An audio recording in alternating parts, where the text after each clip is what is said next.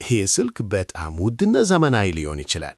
ፎቶ ያነሳል፣ ጌም ያጫውታል፣ ኢንተርኔት አለው። ነገር ግን አሁን ምንም ማድረግ አይችልም። ለምን? ምክንያቱም ባትሪው አልቋል፣ ዴድ ነው። እኛም እንደዚሁ ነን። ጾምና ጸሎት ከሌለን ነፍሳችን ኃይል ታጣለች። ክፉ ነገርን ለመከላከል፣ ሰላም ለመሆንና እግዚአብሔርን ደስ ለማሰኘት አቅም ያጥረናል።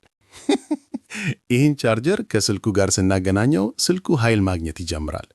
ጸሎት ማለት ልክ እንደዚህ ገመድ ነው። እኛን ከኃይል ምንጫችን ከእግዚአብሔር ጋር ያገናኘናል።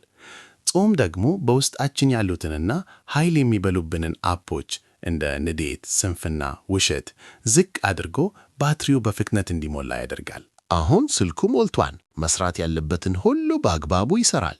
እኛም በጾምና በጸሎት ስንበረታ ሰይጣን ሲፈትነን አይሆንም ለማለት እንጠነከራለን። በቤታችንና በትምህርት ቤታችን እንዲሁም በአካባቢያችን የእግዚአብሔርን ትእዛዛት የምንፈጽም ጎበዝ ልጆች እንሆናለን። ስልክ የባትሪው ኃይል ሲያልቅ በየቀኑ ቻርጅ እንደሚደረግ ሁሉ ነፍሳችሁንም በየቀኑ በጸሎት በየሳምንቱ ደግሞ በጾም ቻርጅ ማድረግ አለባችሁ። ባትሪው የሞላ ክርስቲያን ለምንም ነገር አይሸነፍም።